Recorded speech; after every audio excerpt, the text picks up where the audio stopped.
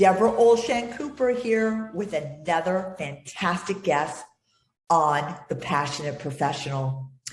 This is somebody I've known, I don't want to even say how long, but it's been a while. And you know what, guys, though? That's the best kind of people that you want on your show, in your life, are some of the oldest, bestest friends as we've watched each other on each other's journey. So I want to get to it. I want to introduce you to Lois Barth. Lois Barth is a human development expert, speaker, life, business, and leadership coach, and author of the book, Courage to Sparkle. We all want a little bit more of that. She sees the courage to sparkle as a metaphor to shine light, bright light, share your gifts, and make a difference. Lois works with heart-centered go-getters and mission-centered leaders who crave greater meaning, fulfillment, and impact in their lives so they can thrive personally and professionally. Having coached over 800 clients and spoken to thousands of people, Lois is known for offering both practical and powerful solutions through humor, storytelling, we all know how important that is, metaphor, and brain science. She helps people overcome their negative self-talk, effectively deal with stress, communicate more powerfully, take inspired actions, and as a result, build healthy and effective teams and create a life that lights them up. Let's get in to welcoming Lois Barth to the show. Hello, my love. How are you? I'm doing great, sweetie. How are you? It's so great to see you. Thank you for inviting me on your fabulous show. Well, you know what? There's nobody better than you to talk today because I think we all need a little sparkle in our life. So I want to know where the first sparkle came to you, Lois. Let's just say when you were a child, and I always ask this question, when you were in your room or outside, lost in your flow and passion before your mother called you for dinner, what was Lois Barth doing? That's so interesting. And well, it depends on the day and the moment because in the multiple choice test of life, I'm always circling all of the above. Well, it's an interesting question. I really believe, and of course, hindsight's 2020, but my trajectory professionally has always been, I say, Wayne Dyer meets Carol Burnett. And for those of you who, way before your time, go look it up on Google. But basically, my whole thing is personal growth, professional development, but through a lens of humor and storytelling. That's why I love the work that you do. So knowing me, I was probably unofficially coaching somebody. I was performing. I was doing stand-up around the dinner table. I was singing my guts out while, remember when you actually had clothes on a clothesline? I would sing if a picture paints 1,000 words, then why can't... So, I mean, I was always doing all of them. And I love learning, teaching, inspiring, entertaining, educating. So I was probably doing one of those myriad of things. That's so cool. And so where did you go to school? What were some of your first jobs or careers in your journey? Oh, wow. There are so many.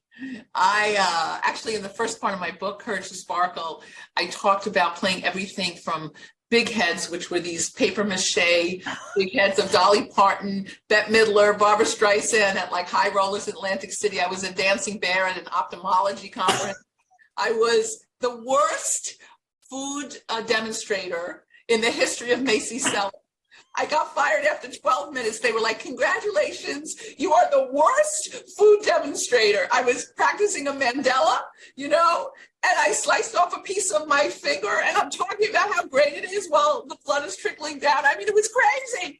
So I was a co-check girl for all the hot discos. I mean, crazy jobs because I came here to be an actress. And that's what you did. You did your crazy jobs. I had 2 waitressing jobs. A couple of people died. Wasn't my fault. So I had crazy, insane jobs. So any of you out there who are saying like, oh my God, I'm having all these crazy, welcome. You're in good company. So yeah, I had a lot of different crazy, quirky jobs, but that were kind of fun, and it's all about stories and lessons. I worked retail. I think you're talking about more the earlier time in my life. Yeah, right? exactly. So, I mean, Lois, that's really interesting because this is so important for people out there that feel like after they get to college, they have to find their dream career. Yeah. Like, so the thing was to be an actress. So you were just going to take any job that just kind of paid the bills to get to where you wanted to go. Was that thinking at that point? Absolutely. But for me, I'm not an office person. My IT people can tell you that. So I worked in an office job for like 2 years and I was like, OMG, I'm like becoming a zombie. I don't even have to watch the zombie movies. So I wanted to do something that was really creative. And my whole childhood, I really, hindsight's 2020, I really see that I was a two-track mind person. I was fascinated by the creative arts, but transformational arts. So just to give you a little snapshot of my childhood, my parents were really quirky, interesting people. That my father was an engineer for TV, ABC. He televised almost every history-making event. We would relocate as a family for every 4 years for the Democratic and Republican National Conference. And my mom was a stay-at-home housewife homemaker. And my father would come home and he'd say, somebody did something at work. They said something to me, I don't make sense. My mother would say, sit down, Ben, tell me all about it. And she would go step by step and unpack the human development piece of it. And she would give my father, within 5 minutes, a plan, a protocol on how to navigate that relationship. And my father was like, it doesn't make sense. She said, Ben, you're brilliant with the machines. I'm brilliant with people. And he would come home that night and report back. So it was like unbelievable to have this experience of like a daily unpacking of the human condition. And I would watch my mom, who didn't have past a high school education, how she was like a people whisperer. And so we often would have a lot of talks around the dinner table. My father would say, he used to call me girlfriend. I know that's a little strange, but it was his pet name for me. And he'd say, girlfriend, you master people skills, you master the world. He said, it's great that I know all this stuff about engineering. And I know that you talk a lot about that in your storytelling programs, about soft skills, about interviewing. It's so valuable now more than ever. So I really grew up with two tracks, which is creative arts and the transformational arts, human development, human behavior. Before I could even, my father was like, forget about the Dick and Jane and Wrinkle in Time, read How to Win Friends and Influence People. It's going to be a lot more helpful for you in life. And so I always grew up with that lens, and it really informed. So when I went looking around, circling back to your initial question, when I looked for those kind of jobs while I was focusing on acting, I knew I needed people-centric jobs. I knew I needed a job where I could bring out like my personality, my quirkiness. I could at least have fun. It was some semblance of entertainment. I played a life-size Barney at a bank, and they kept throwing me kids to take pictures. And I was like, is it a tushy? Is it a leg? And they were just throwing me, and they would flash in front of my eyes because you really can't see in those life size. And I was like, okay, please let me know. Okay, that's a leg. That's a bottom. That's an arm. So You'd be arrested now. I know. Oh, totally. And so I always wanted a job that, at least while I was trying to get those acting gigs, it was fun. It was creative. It wasn't just working in an office or working in a restaurant. Not that there's anything wrong with that, but I just wanted to be creative. And then as you know, that's how we originally met. It was like my mid-20s. I was like, I'm getting really burnt out with this stuff. And I went to a vocational program to get a degree as a medical massage therapist. So I can do my acting and my medical massage and regular massage at the same time. And it created so much autonomy for me. And I really encourage anybody who's out there in the arts and they're like, it's not always so easy to get a job. Don't get so far. Like, there's nothing wrong with vocational training of something that you're really good at and that you enjoy. And it was great for me. I ended up becoming like masseuse of the stars and sports figures, but it just gave me that flexibility I really needed. I hope I answered your questions. I took a little scenic route. I'm like so into it. Okay, so first of all, I want to know who you massaged. Oh, okay. Well, it's been so many years. So I will say for 2.5 years, I massaged Jennifer Lopez, Sigourney Weaver, did a couple. I had one session with Ben Kingsley, which Oh can I tell a very funny story about that? Is that okay? my, yeah, of course. So my mom, unfortunately, was in the hospital. My mom was in and out of every single emergency room in New York City 5 and 6 times. So I was supposed to pick her up one day, and I said, "Mom, can I pick you up a few hours later?" And she said, "Why, honey?" And I said, "I'm massaging Ben Kingsley. I've been referred." And she goes, "You're massaging Gandhi? God?" And then two people in the emergency room said, "Isn't Gandhi dead?" And she goes, "Wow, I thought Gandhi's dead." And I said, "No, Mom, it's the actor, Ben Kingsley." "Oh, honey, come when you come to pick me up. You got to go massage Gandhi." So, yeah, and sports figures, let's see, Roger Clemens, that was really fun because I know nothing about sports. George Steinbrenner was a client of mine for about 1.5 years. And God, Lois. so, yeah, I kind of stumbled into it. But most of all, just everyday folks who were like running marathons to raise money, entrepreneurs, scientists. And I would love, and create so much independence with my acting because I was doing stand-up comedy, one-woman shows, arts education, film and TV, and I would just flex my schedule accordingly. It's really what? important. That's so important today. I love that you said that because so many people go, "Oh, well, that's just a hobby," or "I can't do." Everybody, especially, it's so interesting that you did that so many years ago.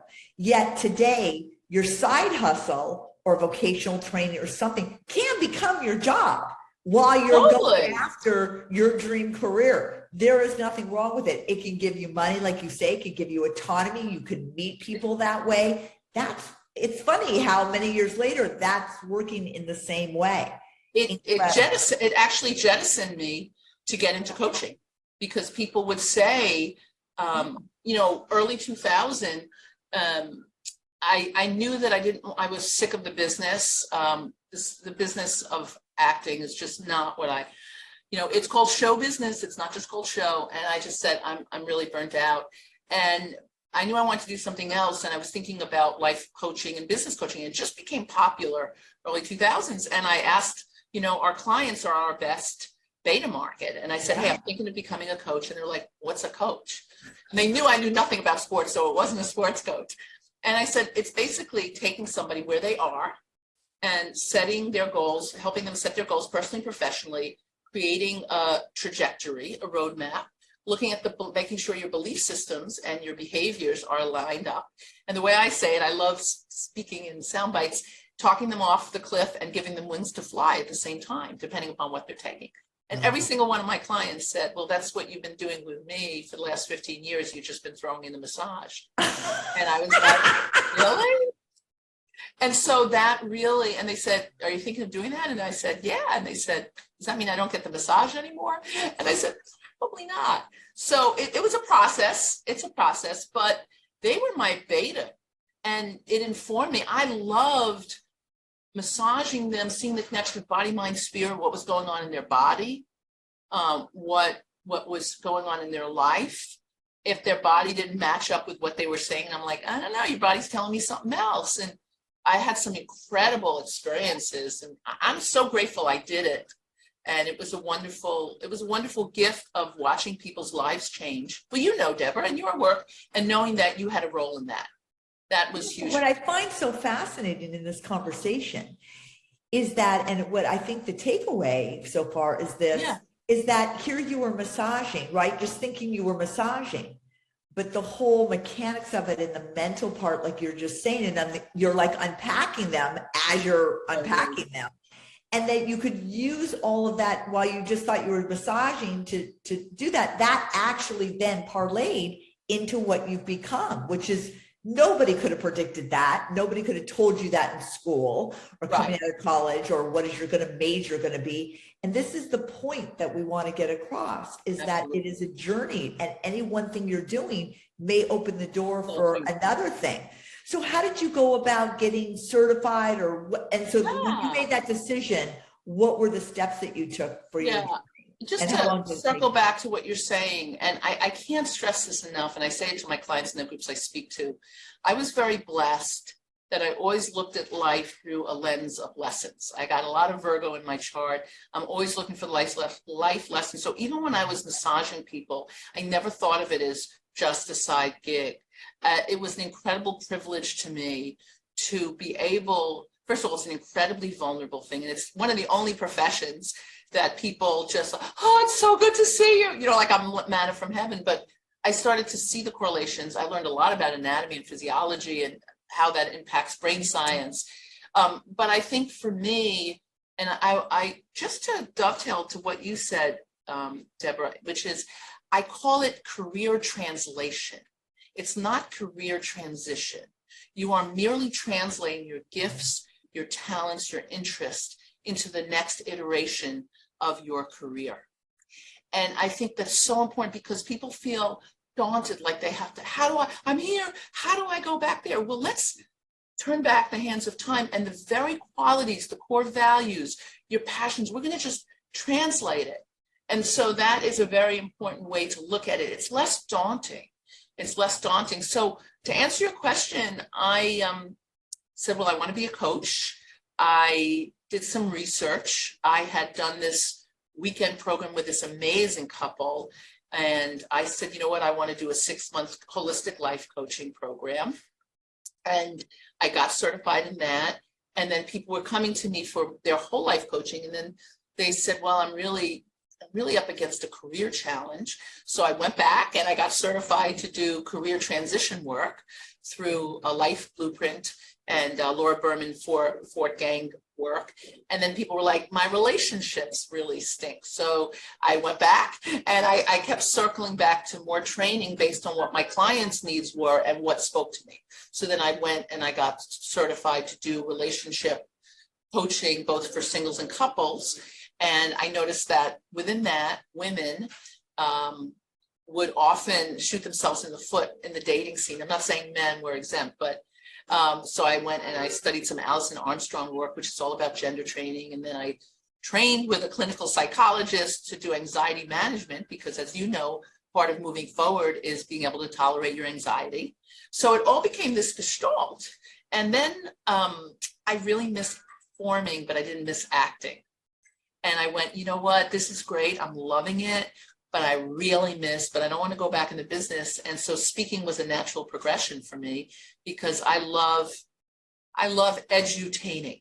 And I was a stand-up for 6-7 years, and it was a luminary. I don't remember who I was working with that night, but what changed for me is a woman came up to me after the show and she said, I learned so much from your stand-up. I'm in a dysfunctional relationship and your routine tonight gave me the courage to end it. Thank you. And I was like, and I was around all these male stand-up comics that were like, kiss of death. You learned from your stand-up. She didn't say you were funny. And I said, you know, this is so much more meaningful to me than being funny. And they said, well, then maybe you're in the wrong damn profession. And I thought, yeah, maybe I am. And that really made me more want to speak on a motivational level, on a leadership level, on a resiliency. So it's just, you got to keep your eyes open. Life is always talking. Make sure you're listening. So that kind of was my transition. Talk to me a little bit about what you do in the different organizations. Yeah. What will organizations do to call you? What do they need? What do you provide? Yeah, thanks for asking. It's really, you know, we've become such a micro-niched society, and it's sometimes daunting for me because I wouldn't say I'm a generalist, but I see the interconnections between a lot of different areas that most people see as disparate. So what I call, that's why I call myself more of a human development expert than just a motivational speaker. Yeah. So I will do a pretty deep needs assessment with clients, and it will be everything from our team is not engaged, they just need to be loved on, they're really beaten down after pandemic, they're stressed out, we're not working as efficiently, and I will do a needs assessment with them so I can speak on anything from motivation to resiliency to stress management to mindfulness to productivity, because I see that they're all intertwined. You can't sparkle if you're not productive.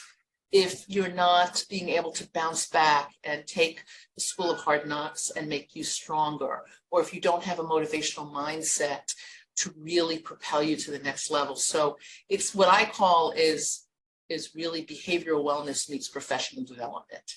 It's that bucket.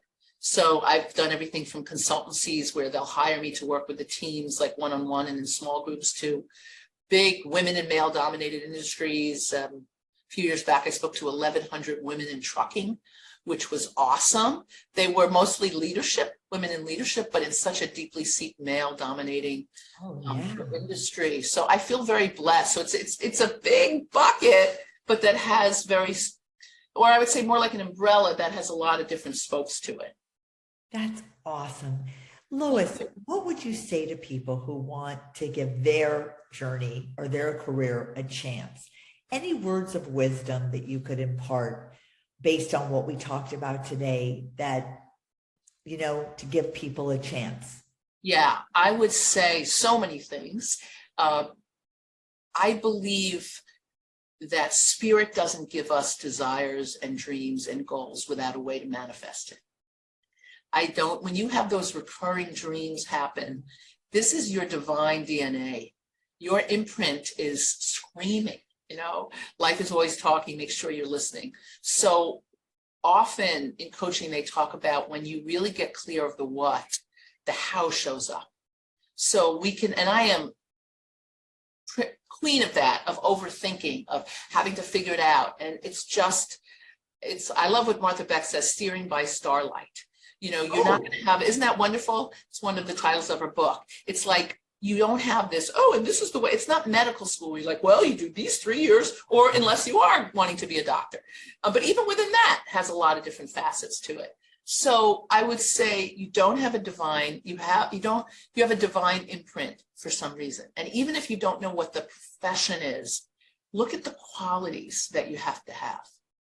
I also think it's very important, rather than go career shopping, go culture shopping. Like, what is the culture of the work that works for you? If you're ants in the pants, scrappy, quick, if you work in a culture that's just about compliancy and checking off the box, you're going to be bored out of your mind. Or if you're somebody who likes to do sure and steady, you're not going to do good in a culture that is like constant, new benchmark. You got to really find that. But I would say look at the things that make you sparkle. And that could be anything like you lose all track of time, which is not the same as binging on Netflix for 14 hours. Yeah. Losing track. A timelessness where you're doing something and you're entrenched in it. I would say, look at what people come to you for on a regular basis. Is it advice? Is it reassurance? Is it fun facts? Like, just start to pay attention to what really speaks to you. And I would say those things. And I would look at relationships. How do you build those relationships of people that can help guide you? Oh my God. Okay, I even got stuff from that. Like, that was excellent. That is spot on. And unfortunately, schools are not teaching this. They're not. It is so important for people like you and me and other guests I've had on the show to just really reiterate over and over. Absolutely. That it is a journey. It's not a destination. It's totally. We're all running the marathon, and sometimes you need to just stop and get your lemonade. Yes. I love that. Lois, I love everything you said today. Amazing. I know it's going to help so many people out there. And I have to tell you, I get a lot of clients that are now talking about how bad the leadership is out there. Yeah. And why they thought they were going in a company that's going to help people, and they're there to help. The culture, and I love the way you just said it, the culture of it is completely opposite of what they thought they were buying into. Absolutely. So again, it is so important, as you reiterated today, to know who you are, so you can bring your value into the company, because it seems very rare that any company is going to give you the value that you desire. So you need to create it. And I love what you said about that. So thank you so much for coming on today, and all the best, all the success. and you keep sparkling. All right, darling. You too, my dear. All the best. Thanks.